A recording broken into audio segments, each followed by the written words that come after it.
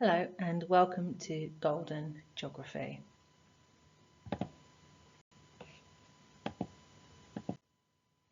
So today we are going to be looking at glaciated environments as part of the OCR A-Level Geography course.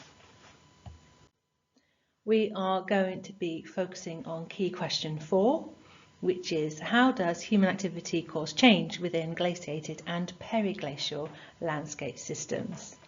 You can see here that we have section 4A and 4B. 4A is focusing on periglacial landscapes and 4B on glacial landscapes. There are individual PowerPoints that I've done separately on the case studies that tie into this, but this video and PowerPoint will be focusing particularly on the key concepts behind key question 4. So we're going to start with looking at 4A, human activity that causes changes within a periglacial landscape system. To start with, we just need to clarify what a periglacial landscape is. Periglacial landscapes are areas that are peri or next to glaciated landscapes. So these are going to be parts of the world that are particularly cold, have very cold climatic conditions, and in many ways are similar to glaciated landscapes, but they do not have ice or glacial features permanently in place. So you might find that there are snow, maybe even ice that develops over a year, but it will disappear as well. It's not going to build up to form a glacier or an ice sheet. You may find remnants of glacial features from past glaciations, particularly the last glacial maximum, which we're looking at 20,000 years ago. But these environments, these periglacial environments, will have slightly more mild climatic conditions than glacial ones. You will find that for the majority of the year, the temperature is below freezing. So for 8, 9, 10 months of the year, temperatures will be -5, -10, and that will result in very cold conditions. It will result in snow lying on the surface. But for 2, 3 or 4 months, the temperatures will rise above freezing, enough to enable that snow to melt away, and for those 3-4 months for the biosphere to take over, for plants to burst into life. They would have been in a form of hibernation, but they will come alive, they will reproduce. You get these beautiful landscapes that suddenly appear, and that actually do have a vast array of organisms within them. It could be plant-based or animal-based. These areas are indicated often by the presence of Arctic foxes or hares or even reindeer live in this environment. The key feature they have, all periglacial landscapes have, permafrost. And if you look at the map here, the purple indicates areas of permafrost. So we are talking predominantly within the Arctic Circle, within the northern hemisphere. You will find some, but it's not as prevalent in the southern hemisphere, mainly because of the lack of landmass in the areas that would have permafrost and periglacial landscapes. In those areas they are missing. So predominantly northern hemisphere, predominantly within the Arctic Circle. Mainly found within parts of Russia, Canada and North America, particularly when we're thinking about the US as North America, we're thinking about Alaska. So we're going to focus on our periglacial landscape, and we are going to focus on Alaska because it is an area that does have significant human activities taking place. And that's because of the finding of oil.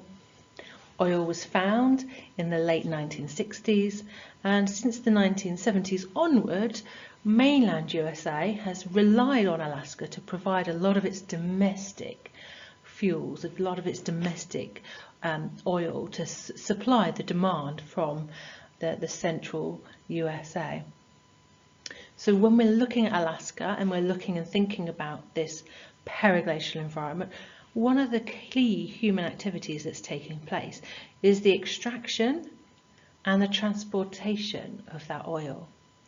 Oil is found in the Beaufort Sea off the northern coast of Alaska. This area has icebergs, it's a very cold environment. It's within the Arctic Circle.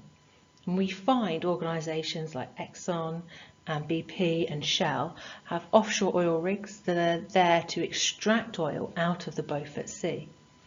And as you can see on this image, that involves the process of flaring.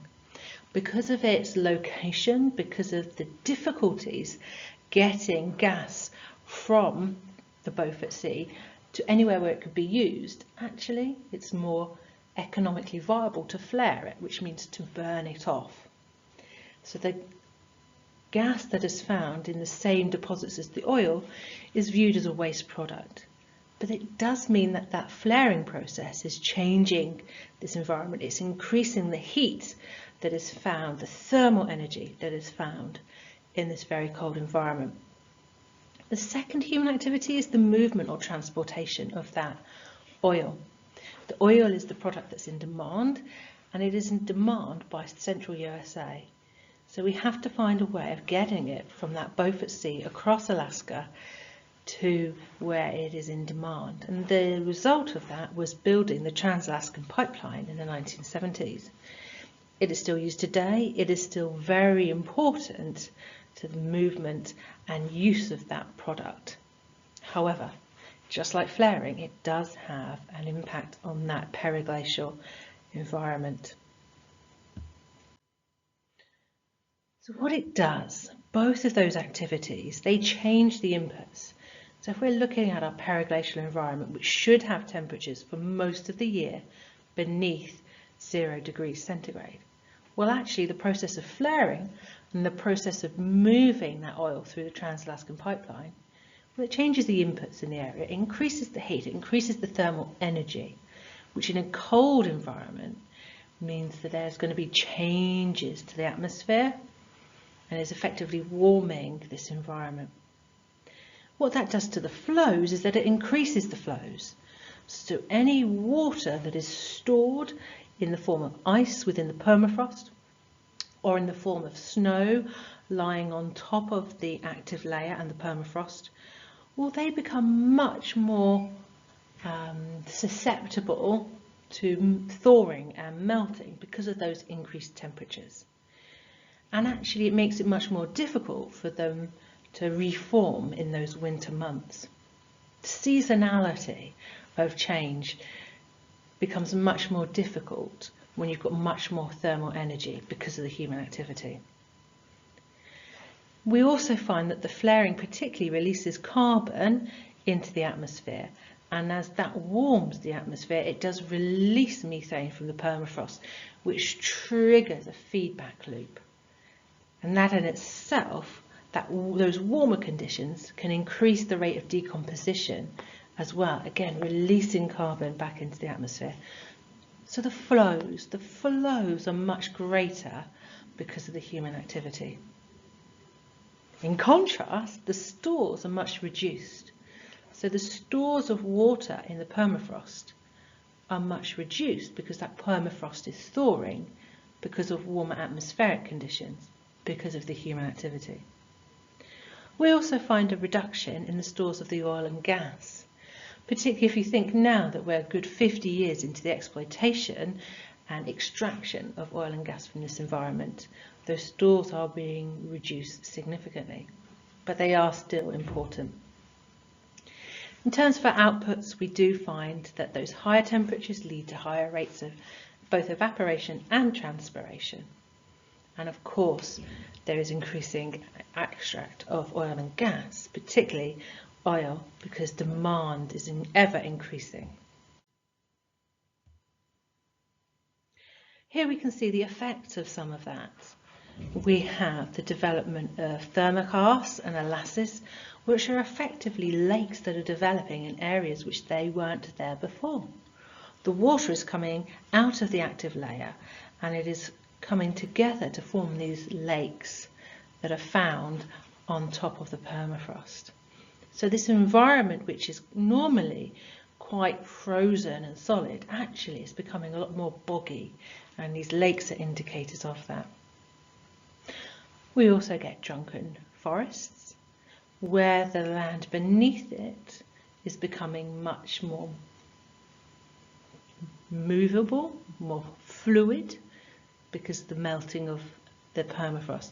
And those trees are no longer being supported, so they fall over and are called drunken forests. We find subsidence, and that has an impact both on housing and building, but also within roads within this area. And we also do get slumping, where large areas of land, because of the melting and thawing of the permafrost, just move. Mass wasting of the landscape. We've already mentioned thermokarsts and molasses. We are finding more and more of these developing, and they are a key indicator of a changing climate. There is a little bit of seasonality to them.